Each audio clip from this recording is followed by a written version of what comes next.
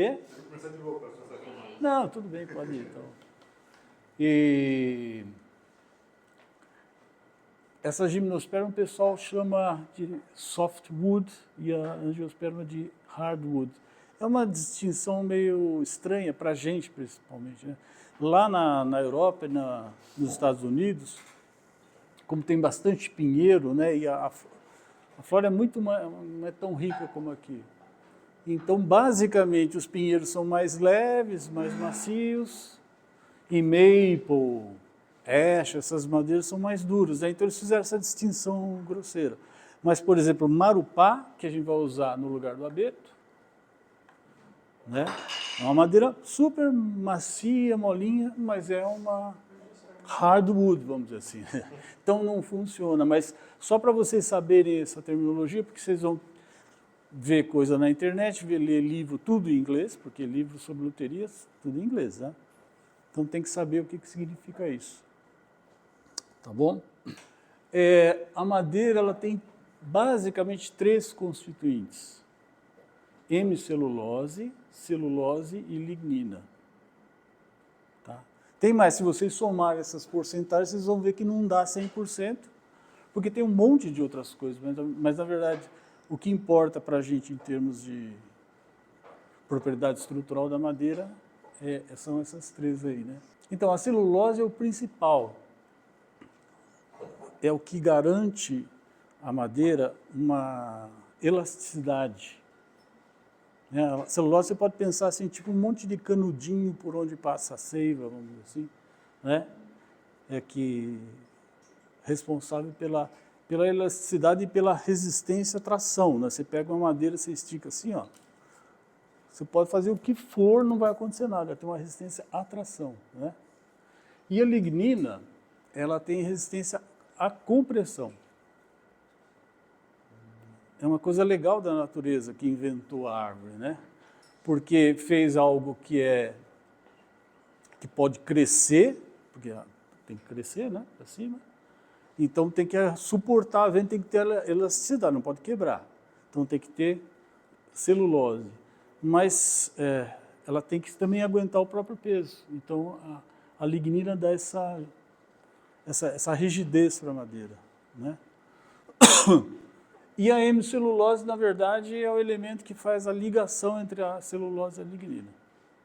Tá? É um elemento que faz essa ligação. Ela não contribui com nada para a propriedade estrutural da madeira. O que é importante realmente é o teor de celulose e o teor de lignina, né? Tem madeiras não, aqui é um exemplo, né, que eu trouxe para vocês. Essa imagem daqui, ó, o que é alga? Vocês já viram alga assim? Ela fica na água, fica vertical na água, né? Acabou a água, aquilo lá desaba. Por quê? Porque ela não tem lignina. Só tem celulose. Né? Entendeu? Então ela não se sustenta. Porque não tem... E, aliás, é um traço evolutivo isso daí. Porque a vida vegetal começou no mar, né? Nos oceanos. Então, para ir para a Terra, o traço evolutivo é exatamente quando os vegetais começam a ter lignina, eles podem crescer e virar árvores e se sustentar.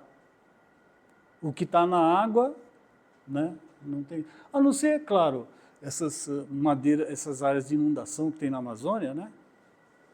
Daí é uma questão geográfica que é diferente, que a árvore se sustenta, né?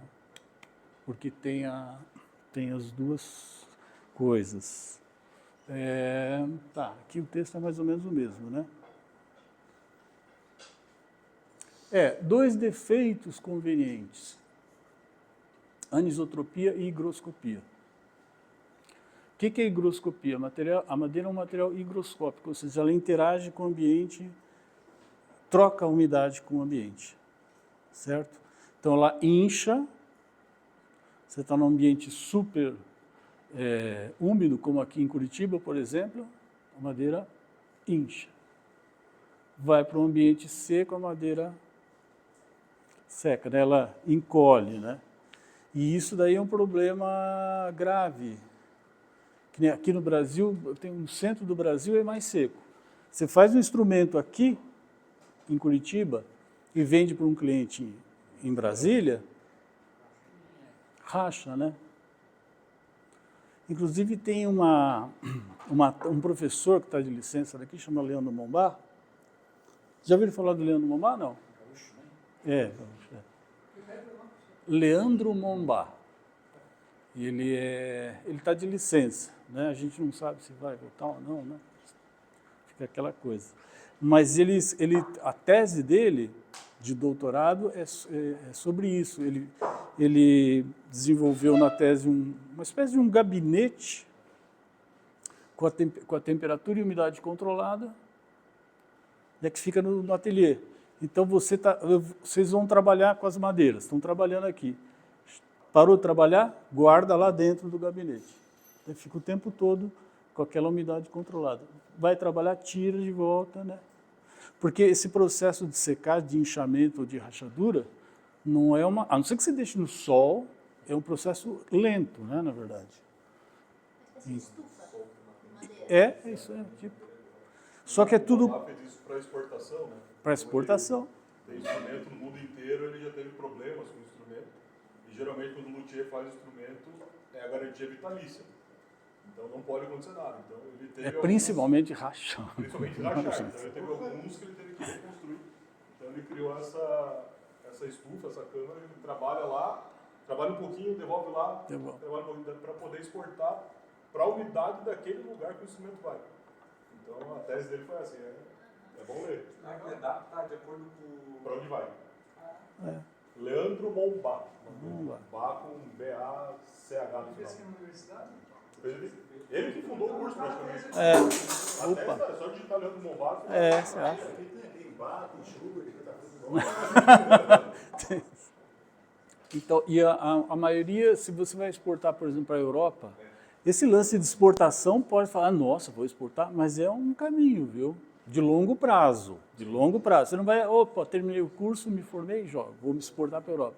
Mas é um caminho para o futuro para vocês pensarem, porque com o valor do euro e do real, né, ou seja, o instrumento é relativamente barato para o comprador europeu, americano, e para a gente é uma puta grana. E com as nossas madeiras aqui. Com as nossas madeiras. Ele se emociona, então é uma possibilidade mesmo. E na Europa, a umidade relativa é sempre baixa, né? Aqui no Brasil é coisa complicada, porque o Brasil é um país construído em torno do litoral. Os portugueses chegaram aqui, a gente ficou só no litoral.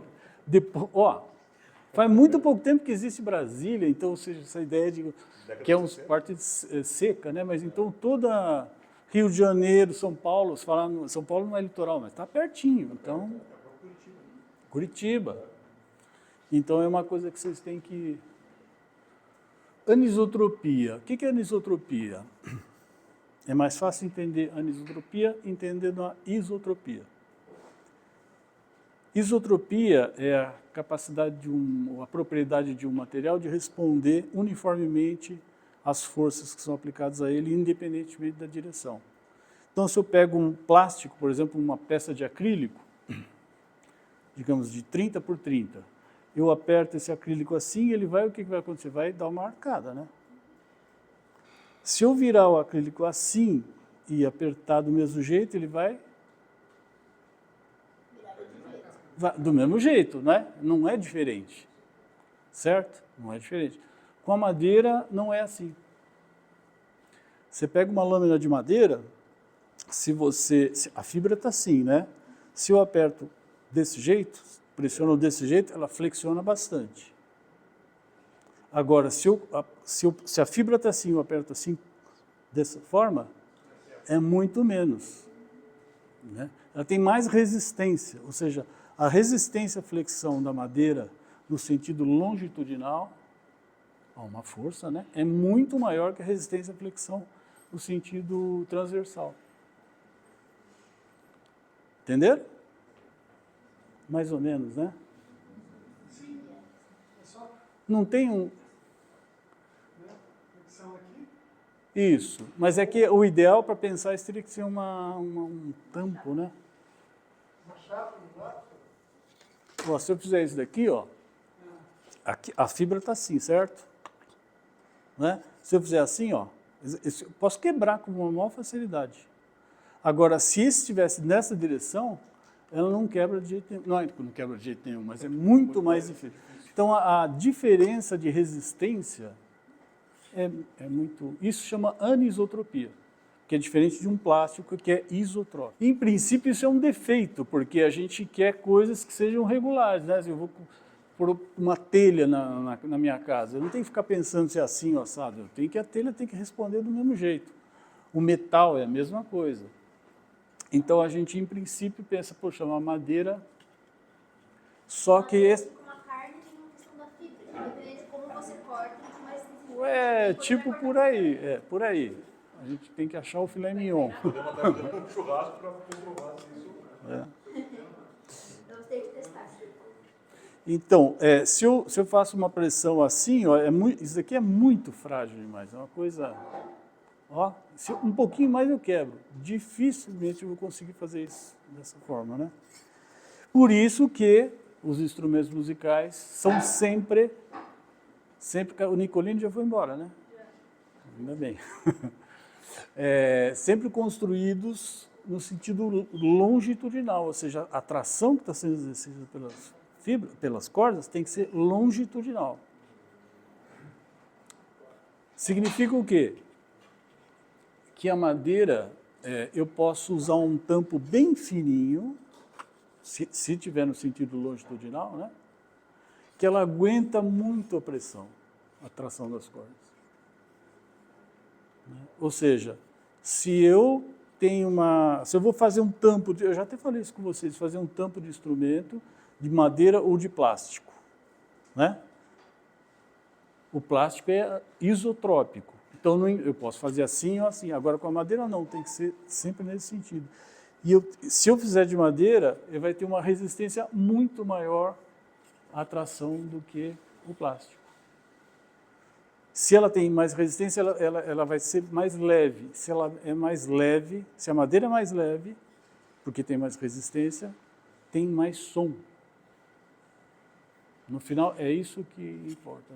Por isso que não existe material superior à madeira para construir instrumento de música. Não existe. Ainda não inventaram. Né? Não inventaram. Tem fibra, né? O pessoal usa fibra de carbono, mas o que é? Um plástico que eles colocam uma espécie de celulose lá dentro.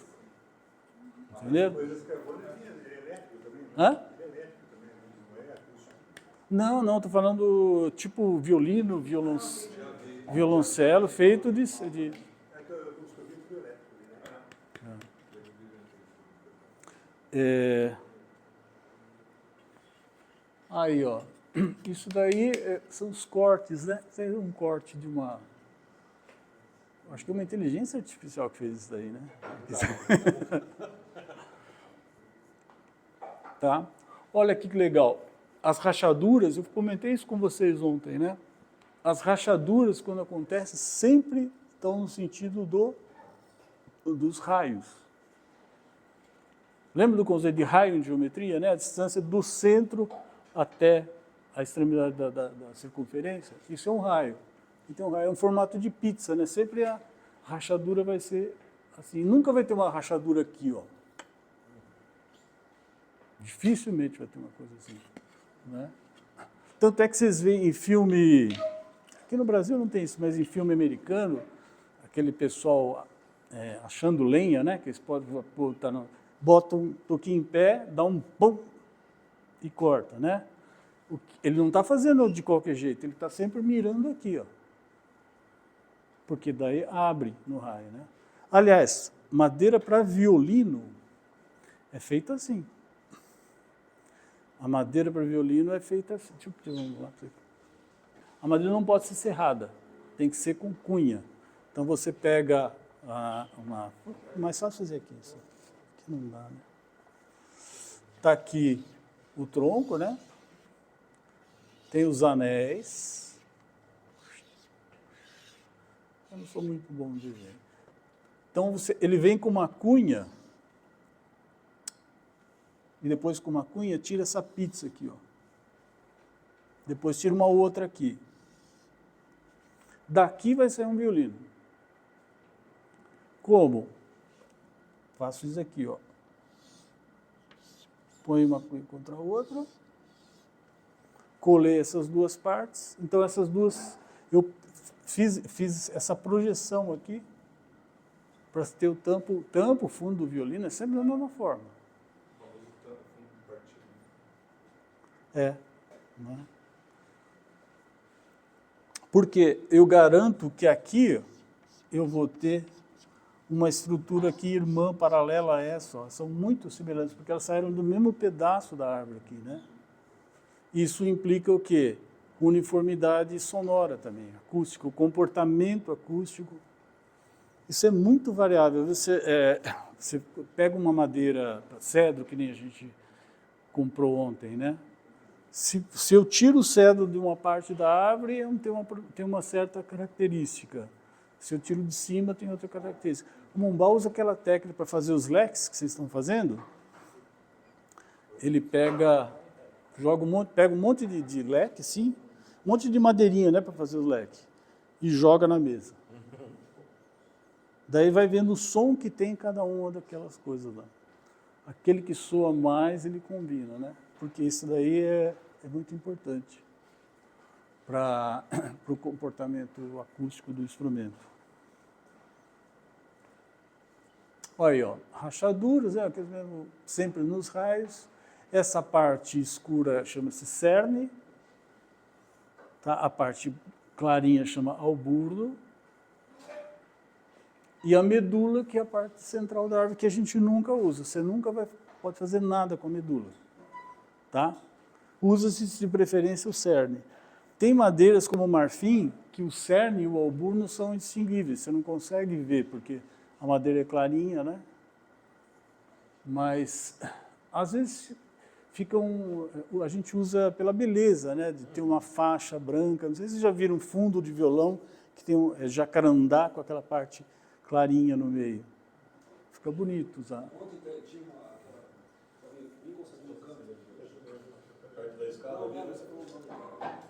O louro preto? Não sei se é o louro preto, se é violeta aquilo lá. Eu acho que é ouro preto.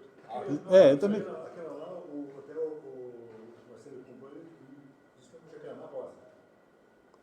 rosa. Jacarandá violeta, né, na verdade. Será que eu tenho? Aquilo lá é uma droga, viu? Não, por quê? É bonito. O que acontece? São árvorezinhas pequenininhas, assim, cara. Então você tem um tantinho de cerne, ele quase que não dá para usar para fazer marchetaria ou para fazer os filetes, né? Então, a escala já fica complicado, porque madeira você sempre tem que comprar árvore grande. Árvore grande que tira o... aí eu achei interessante essa imagem que eu encontrei. Olha lá, começa a vida da árvore, que é aqui, né? Medula. Anéis bem espaçados significa clima favorável. Se o anel é mal espaçado, significa que o clima não está bom. Às vezes a madeira ela nasce num barranco. Está aqui o barranco, ó, e a madeira nasce aqui, então a fibra nunca vai ser igual aqui, porque vai ter uma força trazendo, né? A pior coisa que tem é fazer um instrumento com uma peça dessa. E daí a gente vê se tem se tem aqui, se está muito espaçado e ali não está, não usa essa madeira. Por isso que você vai comprar madeira, o ideal é ver corte radial, né? Que é o corte radial que é esse daqui. Tem que estar tudo linheirinho, de preferência. Nunca o mundo vai ser tão perfeito assim, né? Mas então a madeira ela guarda. Isso daqui é incêndio que pegou. Ó. Fica a marca da madeira, né? Da história. Eu tenho lá na minha chácara lá em São Paulo. Quando eu mudei para lá, tinha um... Como é que é o nome daquela árvore? Não, é uma árvore vagabundinha lá.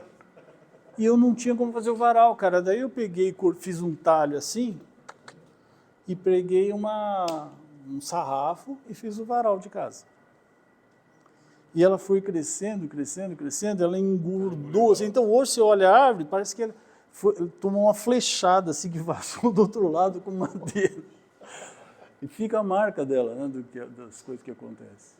E a gente sempre escolhe a madeira, principalmente madeira de tampo, né? Uma coisa é a madeira que você vai usar no tampo de violão. Tem que ser a coisa mais perfeitinha do mundo. Agora, você vai fazer guitarra? Não importa, daí você faz guitarra, você usa, porque isso aqui pode ser um efeito bonito, né? Pode ser um super efeito. Geralmente a madeira tangencial ela tem um desenho mais bonito. Você olha, você vê um desenho maravilhoso, ela é tangencial. A radial, que é o ideal para a gente usar, o desenho não é tão bonito assim. É isso daqui, né? Ó. Acho que aqui dá para ver. Você consegue filmar isso aqui, para eles verem? Mas aqui está bem tangencial, né, essa parte aqui, tá vendo? Agora, se eu tirar daqui do raio, é mais retinho, ó os raios aqui, os anéis aqui, tá vendo? Então, a ideia do corte radial é isso, fica tudo retinho aqui, assim.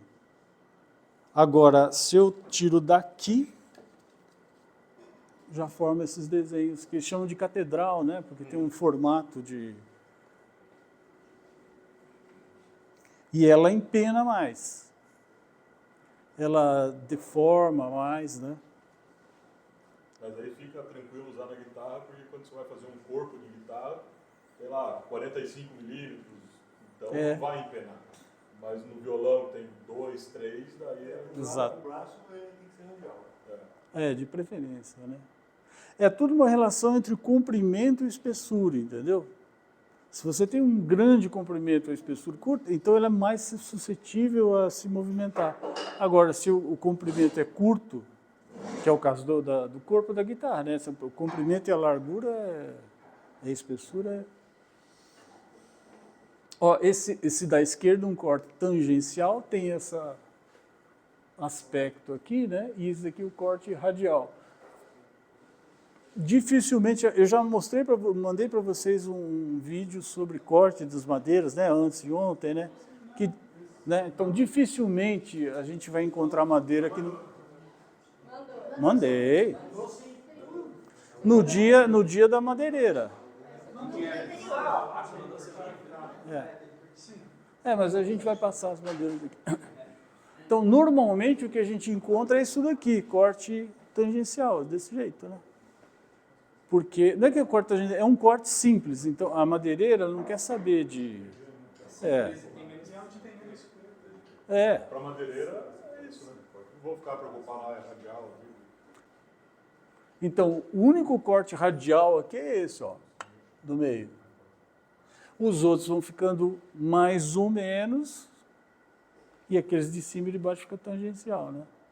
Isso é difícil encontrar alguma coisa É difícil, porque é uma porcentagem... Esses 3 centrais são aproveitáveis. Agora, uma coisa que é importante explicar para vocês. Ontem a gente foi à madeireira, fizemos aquela busca lá toda, mas profissionalmente a gente não faz isso. A gente não vai lá na madeireira. A gente compra madeira de um profissional que ele sim escolhe as madeiras e vende os kits, principalmente violão, né? Você compra tem uma empresa que vende um kit completo para você, ó. Jacarandá, tampo diabeto 3A, escala de ébano, R$3.000. 3. Não é por aí, depende da coisa, velho. Mas é daí para você fazer um violão que também você vai colocar isso no preço, do valor do violão, entendeu? Tem violão e violão. A gente vai nessas madeireiras para comprar o quê? Cedro. Cedro sim, porque é para braço. Então você passa o dia lá, pega só aquele filé e usa, né? Agora, embu e essas coisas é muito difícil, né, de usar. Existe uma tradição na luteria de certas madeiras. Então, jacarandá tem que ser usado, né? Dependendo do valor do instrumento que você vai vender, você não pode fazer de embuia. Não pode fazer. Entendeu? Aliás, é porque tem uma tradição que tem que ser um violão bom. É abeto, jacarandá, né? Ébano, cedro no braço. Essa é a tradição, assim, o modelo, vamos dizer assim. Então, se você vai fazer com outras madeiras, né? E é uma tradição que, na verdade, é simplesmente uma tradição. Sempre construído com essas madeiras. A gente tem 1 milhão de madeiras diferentes aqui, mas é difícil romper essa barreira, né? Até porque quando o cara vai encomendar de você alguma coisa, ele vai estudar um monte antes. Aí ele vai ver que tem que ser abeto, ele vai ver que tem que ser jacarandá, ele vai querer que você faça isso. Aí você pode oferecer, cara, mas isso aqui vai ficar melhor. Não, eu quero isso. Exatamente. Mas e do violino, se for fazer violino, é pior, né? É pior ainda, violino. Uma chave carandá novo? Tem o indiano, né? O brasileiro é proibido. Mas o indiano Tem restrição, né? Não pode nem exportar. Conversa com o Igor aí, cara. O Igor é professor de violino e ele faz arte. Então troca uma ideia sobre isso com ele. Não sei. Sexta-feira de manhã. Sexta de manhã, segunda de manhã e quarta de manhã. Que dá aula. Sempre de manhã. E a tese do Igor é sobre o uso do IP. É isso, né? IP para fazer arte. O Igor, ele não é luthier, ele é arquetier. Você sabe o que é um arquetier? É um profissional que só faz arco. Eu lembro a primeira vez que eu fui ver a respeito disso, eu quase caí de costas. Tem. Uma obra de articulação. Não, arco não. Mano, um arco custa 5, 6 mil reais, tranquilo. Sim, arco que é feito lá. Esse, o que eles vendem, né? Imagina, tem uns arcos aí que custam muito mais. É muita arte ali. Mas também tem instrumento que é bem mais caro. Olha aí as deformações que acontecem na madeira. Ops, a prova. Isso vai cair na prova. Falou que vai cair na prova. Então, aqui dá para ver bem claramente que esse corte radial aqui, ó, tá tudo em pezinho, né? Os anéis. E é o que menos... que menos mexe. Na verdade, como que a madeira mexe? Ela diminui ou aumenta o comprimento, a espessura e a largura, né? Essa contração total é a menor que tem no corte radial. Enquanto que tem outros, como o tangencial, por exemplo. E dá para entender, né? Porque uma árvore, como é que uma árvore cresce? Pensa bem, ela faz assim, daí uma folha sai para cá, a outra para cá, e ela vai se abrindo, não é isso? Então a tendência natural é você fazer isso, é empenar isso aí para dar essa curvada, né? Que é a mesma tendência do radial, mas o problema do radial é que ele está assim, né? Ó.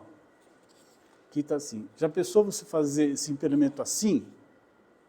É uma força, né, muito grande necessária. A tendência ao empenamento está lá, mas a geometria dele impede. E tem os raios, deixa eu ver se tem os raios aqui. Aqui, ó. Os anéis estão aqui e tem esses raios medulares. Esses raios, eles estão amarrando a madeira. Eles estão amarrando os anéis uns aos outros. Então, é como se fosse um tirante que tem dentro da madeira, natural, obviamente, e que impede, ou impede não, que limita essa contração, essa movimentação da madeira. Né? A respeito da contração ali, não sei se eu estou errado nesse entender, mas ele vai haver movimentação, mas ela é uniforme. Isso não leva a empenamentos e nada assim. Né?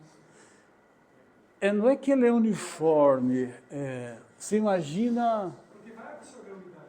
Sim, isso, exatamente. Mas olha aqui, ó, compara esse, vamos ver se eu consigo. Está vendo esse empenamento que está aqui acontecendo? Aqui, ó? Ele vai acontecer aqui também. Mas imagina você pegar uma peça desse tamanho. A geometria dele impede que ele se... Entendeu? Mas ele tem uma contração, tanto é que daqui diminui. Né? Sempre vai ter. Mas há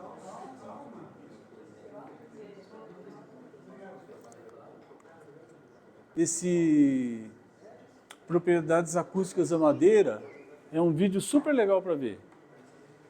Que é um engenheiro, numa universidade federal, que estuda as propriedades acústicas da madeira. Com laboratório, sabe, uma coisa, não é opinião, é coisa científica mesmo. Né? E esse Wood é um banco de dados de madeiras, também interessante. Você entra, você digita lá, é claro que vai ter muitas coisas de fora e poucas coisas do Brasil, mas você digita lá Frejó, ele lista densidade da madeira, se bem que uma coisa é a densidade que está no livro, outra coisa é a madeira que você vai... Mas é uma ideia, né? Tem uma ideia. Você pode comparar uma com a outra. Hã? Rapaz, o IPT, ele tem um relatório feito no departamento, na divisão de madeiras.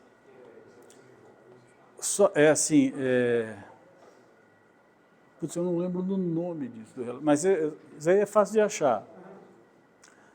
É um relatório que estuda as madeiras do ponto de vista científico mesmo, só para instrumentos musicais. Porque alguém que encomendou esse projeto lá com eles, que queria construir cravos aqui no Brasil.